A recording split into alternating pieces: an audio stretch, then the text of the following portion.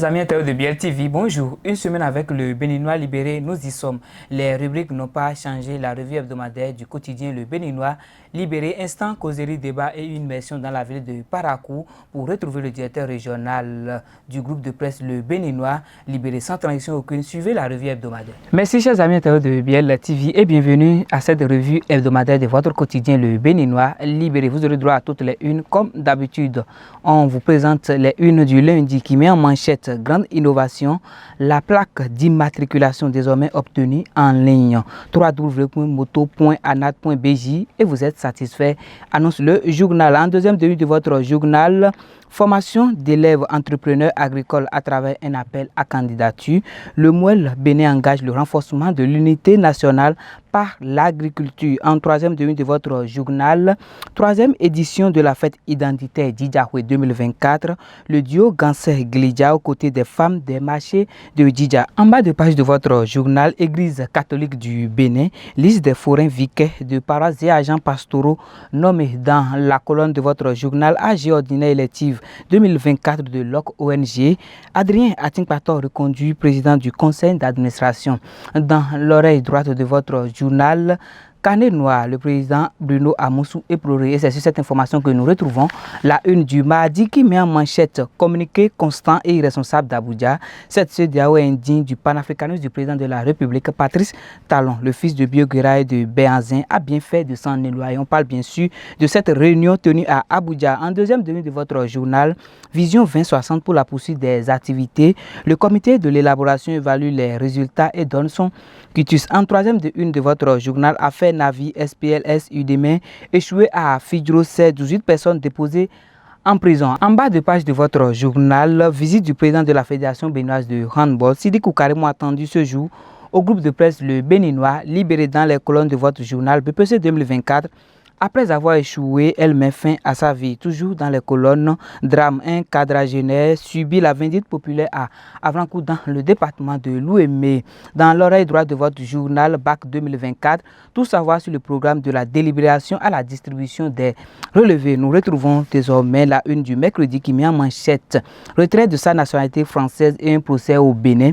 Kémy Séba sans plume fuit pour dire qu'après qu'il est exilé politique, l'armée de faire tomber face à la justice activiste devient un toutou docile et mieux. En deuxième une de votre journal, Bénin, réglementation des activités du secteur funéraire, toutes les innovations dans le nouveau décret signé par le président de la République, Patrice Talon et ses ministres. En troisième une de votre journal, éducation, 3 enseignants du primaire suspendus pour absence irrégulière au poste. En bas de page, visite du président de la Fédération béninoise de handball. Béninois libéré, l'appel significatif de Sidiki Karimou à la jeunesse béninoise. Dans l'oreille de votre journal BAC 2024, les résultats attendus ce jour. On parle bien sûr du mercredi. Toujours à la une de votre journal médial, voici les journaux et écrits périodiques ayant une existence légale. La une du jeudi. Deuxième réunion statutaire du Bureau national exécutif du bloc républicain. Abdoulaye Biotchane, le président du parti, préoccupé par la sécurité dans le septentrion et la poursuite de la tournée de reddition de comptes. En deuxième de votre journal, célébration de la Journée mondiale des populations 2024, le message du ministre du Développement et de la coordination de l'action gouvernementale Abdoulaye Biotchane. Voici les activités prévues pour la cérémonie officielle qui aura lieu à Parakou. Toujours à la une de votre journal, échange avec le président angolais Joao Lourenço. Boukari transmet le message du président de la République, Patrice Talon. En bas de page de votre journal, sécurisation de la façade maritime, le Bénin dispose d'un système ultramodèle pour la surveillance en permanence. Dans la colonne de votre journal BAC 2024, les résultats sont disponibles. On parle bien sûr du jeudi dernier. Voici les taux de réussite par série et par département. Dans l'oreille droite de votre journal, justice, un directeur d'école gardé à vue pour viol sur mineur. Chers amis internautes de BL TV, pour finir, la une du vendredi met en manchette accusation fantaisiste et fallacieuse contre Cotonou et Abidjan. Ibrahim Traoré devient fou. Voilà pourquoi les chefs d'État mal élus demeurent toujours mieux que ces militaires brutaux. En deuxième de votre journal, la session de formation des membres de section de Malanville Segmanan. Keru, Kwande, Natitengu, Peunko, Donga et Tukuntuna, des leaders du parti l'Union progressiste Le Renouveau en ordre de bataille. En deuxième demi de votre journal, renforcement de la coopération entre le Bénin et le Niger, futurs échanges entre Romea Wadaï et Kyoto Tissou. En bas de page de votre journal, Journée mondiale de la population, les membres de la Confédération administrative départementale sensibilisés. Toujours dans les colonnes de votre journal, BAC 2024, le calendrier des épreuves DPS et les centres de composition. Dans l'oreille droite pour finir, 4e édition de Vacances Showbiz à Parakou. La Loterie nationale du Bénin offre une soirée sous le signe du divertissement et de la chance. Chers amis de Biel TV, c'est sur cette information que nous mettons un thème à cette revue hebdomadaire. Merci de votre fidélité. À la prochaine.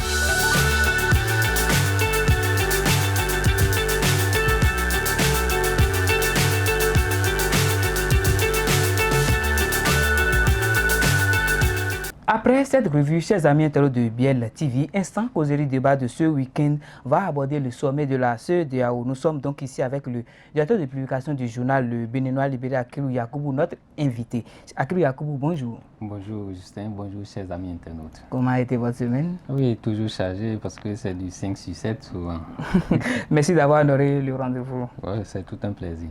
Comme je l'annonçais, nous allons parler du sommet de la CEDEAO et je me pose sur votre manchette du lundi dernier qui dit, je cite, « Communiqué inconstant et irresponsable d'Abuja, cette CEDEAO est indigne du panafricanisme du président de la République, Patrice Talon. » Monsieur le directeur de publication, pourquoi les journalistes estiment que cette CEDEAO est indigne du panafricanisme du président de la République, Patrice Talon? Oui, en fait, cette CEDEAO, c'est elle qui a pris des sanctions à l'encontre du Niger. Et ces sanctions, bien qu'elles soient levées aujourd'hui, pèsent sur nous. Il n'y a plus de sanctions, mais c'est le Bénin qui ressent. Parce que le Niger ayant senti ces sanctions, continue de faire une répercussion de ce qu'elle a ressenti sur le Bénin. D'où la non-ouverture de cette frontière-là. Certes, il y a une médiation qui est en cours quand je prends celle des anciens présidents, mais juste là, bon, il y a de bonnes intentions, mais ces bonnes intentions n'ont pas encore abouti. Est-ce que cela pourra permettre la réouverture de cette frontière-là du côté du Niger? Nul ne le sait. Maintenant, lorsque vous prenez une décision et que vous trouvez que cette décision a été une sanction pour l'un des pays membres, vous essayez de voir ce que vous pouvez faire pour ce membre-là qui est un peu lésé. Parce qu'au niveau des sanctions prises contre le Niger, c'est le Bénin qui a ressenti plus. Parce que le Bénin étant le port du Niger, a dû fermer ce port-là au Niger. Donc ça veut dire que l'activité économique a été un peu au ralenti.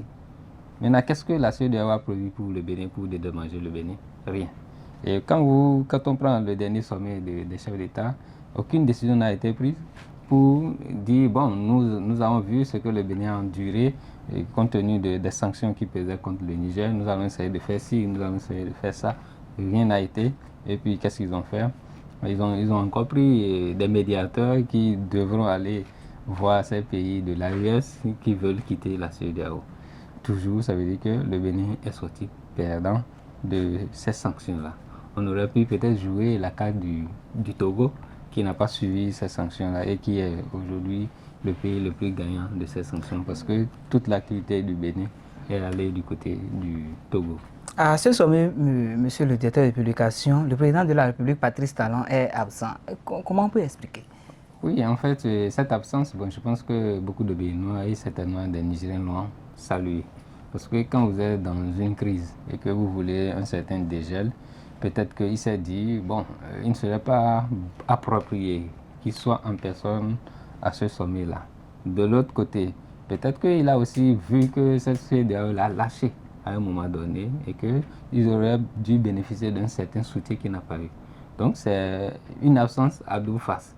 Soit il est mécontent de la CEDEAO qui ne l'a pas aidé dans cette situation, ou soit il s'est dit, il y a une médiation qui est en cours. Peut-être qu'il faudrait que je puisse accompagner cette médiation-là en n'allant pas à ce sommet-là. Parce que s'il était allé, les gens vont encore voir qu'il est toujours un va-t-en-bien. Oui, il n'est pas allé, mais quand même son ministre Bakary est son représentant là-bas. Oui, quand vous envoyez un représentant, ce représentant n'a pas le poids ou bien la carrure d'un chef d'État. Le poids, ça veut dire le sens que Talon, la présidence de Talon aurait eu là-bas, n'est pas la même chose que Bakary. C'est que le ministre Bakary, de toute façon, on ne parle même pas du ministre Bakary parce qu'on n'a pas vu Talon. Le président Talon là-bas. Et même chose que le président ivoirien qui n'était pas là-bas. Donc ça veut dire que bon, il y a quand même un certain nombre de dirigeants qui n'ont pas pris part à ce sommet-là. Voilà. Comme vous êtes en train de le dire, on aurait appris que la CEDEAO veut racheter les 3 pays en envoyant peut-être des médiations là-bas. Selon vous, est-ce que cette mission est possible? Bon, ramener les 3 pays dans le giron, ramener les 3 pays au sein de la CEDEAO, c'est une volonté. Vouloir n'est pas pouvoir, hein, donc c'est une tentative. Est-ce qu'aujourd'hui, au regard de ce que ces pays-là ont enduré, quand vous donnez une sanction, j'ai toujours dit, lorsque vous blessez quelqu'un, vous avez beau vous excuser, cette personne-là garde toujours une plaie. Donc le Niger aura du mal à oublier les sanctions de la CEDEAO. Ils auront beau financer tout ce qu'ils veulent du côté du Niger, mais à un moment donné, les Nigériens se rappelleront de ces sanctions-là. Donc, est-ce qu'aujourd'hui, ces 3 pays-là accepteront? La belle preuve, c'est que la veille de ce sommet de la CEDEAO, les 3 pays-là ont tenu leur premier sommet de l'AES. Donc, pour conforter davantage leurs liens. Et puis, ils ont annoncé la couleur, c'est qu'il n'y a pas d'aller, il n'y a plus de retour possible. Donc, ils sont droits devant eux. Merci, monsieur le directeur de publication. L'équipe technique nous signale que le directeur régional Ano Koumoudi est en ligne. Nous allons prendre la direction de Parakou pour s'imprégner des nouvelles de la ville de Parakou. Ano Koumoudi, bonjour. Quelles sont les nouvelles de la cité d'Ekoubourou? Bonjour Justin, bonjour Akelo, bonjour chers amis téléspectateurs. Heureux de vous retrouver encore ce week-end dans notre émission Une semaine au Béninois libéré. Alors ici, dans le septentrion, c'est vrai que nous n'avons pas encore connu de cas de suicide, mais c'est sur cette question, j'aimerais bien revenir parce que cette situation qui a prévalu, qui a eu lieu, je dirais, à Alada, où une élève, j'allais dire, pour avoir raté son BEPC, s'est jetée dans une citerne et s'est ôté la vie. Cette situation est déplorable et rappelez-vous, bien essayez de faire un retour en arrière. Vous allez constater que tous les ans, à l'aucun des résultats, nous vivons ce genre de situation. Aujourd'hui, c'est un appel que je vais lancer aux parents.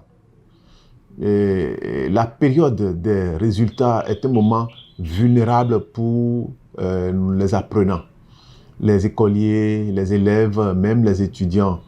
Et donc, c'est des moments où les parents doivent être beaucoup plus attentifs aux enfants en cette période parce que là, ils sont vulnérables.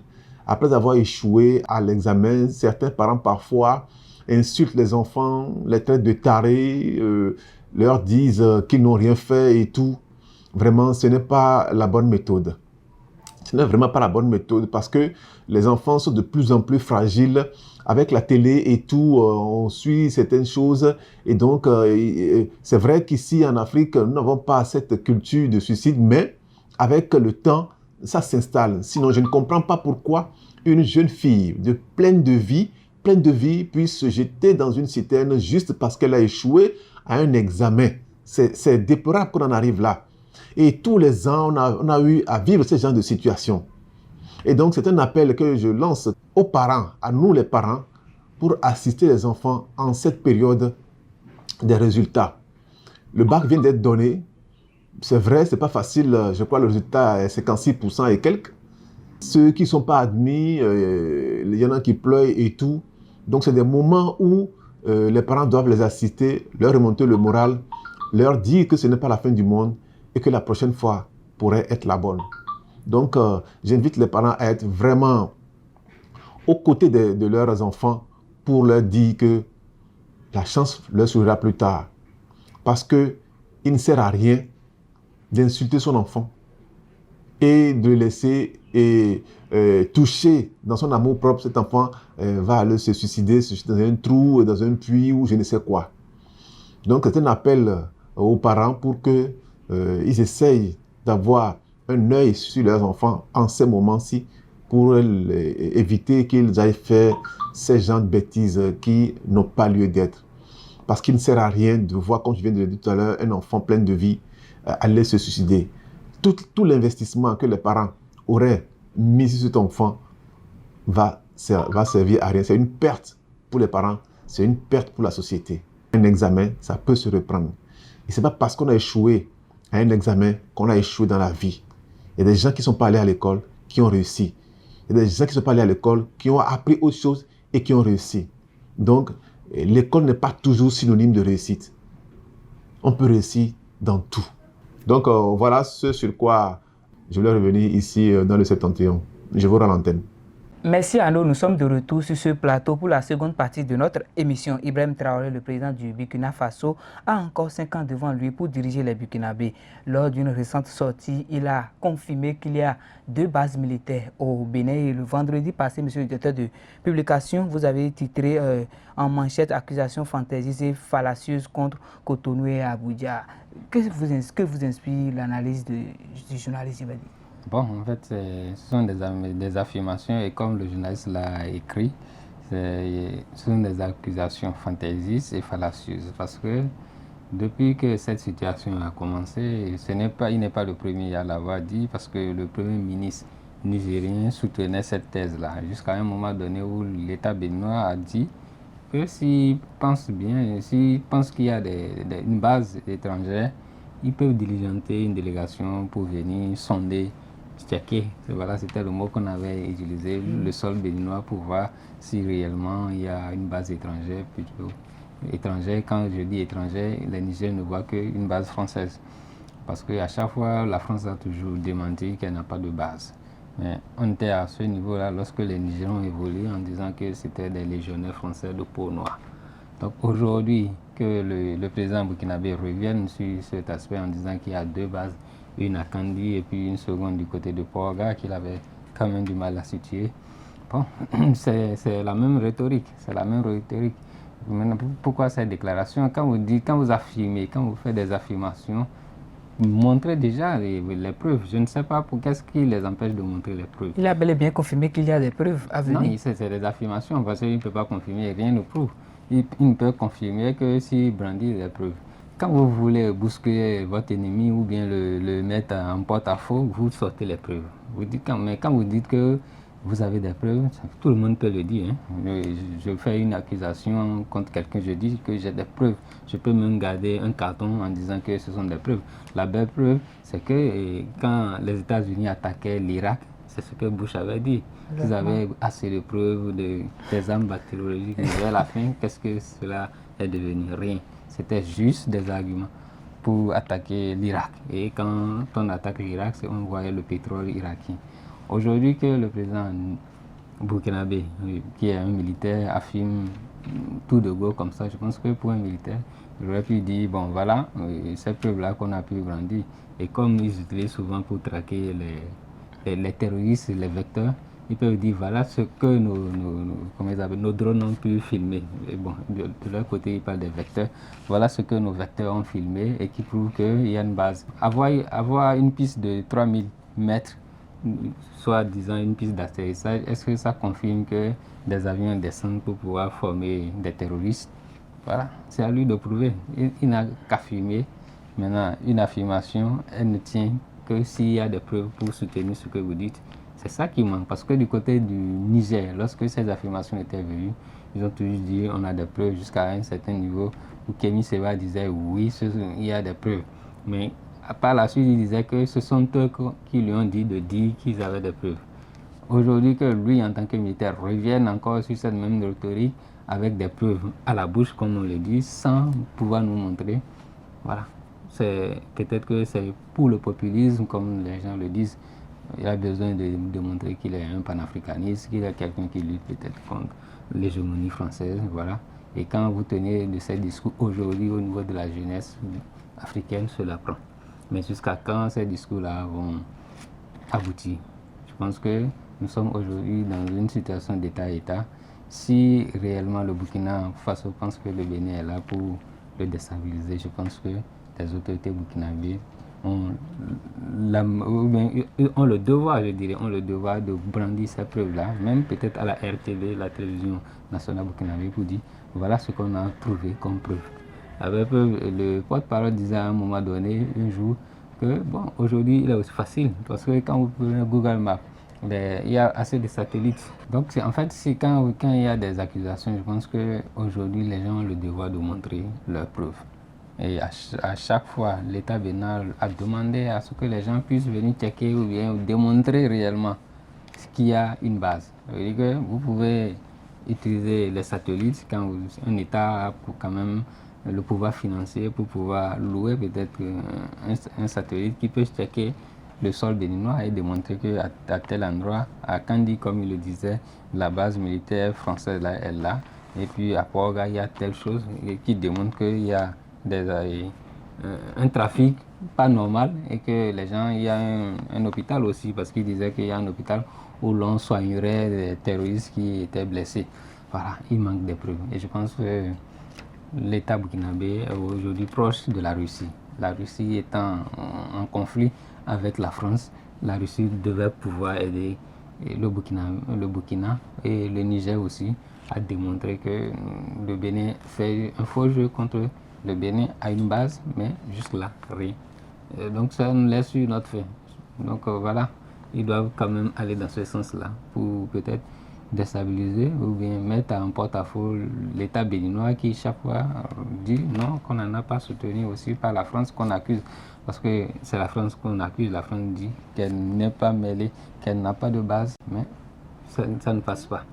Bon, nous sommes obligés même de revenir sur la proposition de Bertin Corvi qui disait aux anciens présidents d'associer les deux pays de l'AES aussi pour leur médiation afin qu'ils puissent venir ensemble checker qu'il n'y a pas de base militaire au Bénin. Ah oui, réellement, Bertin Corvi a vu juste parce qu'on ne savait pas que le président burkinabé allait venir dans ce sens-là. Peut-être comme il a dit, peut-être que dans quelques semaines aussi, c'est Assimi Goïta qui dirait la même chose.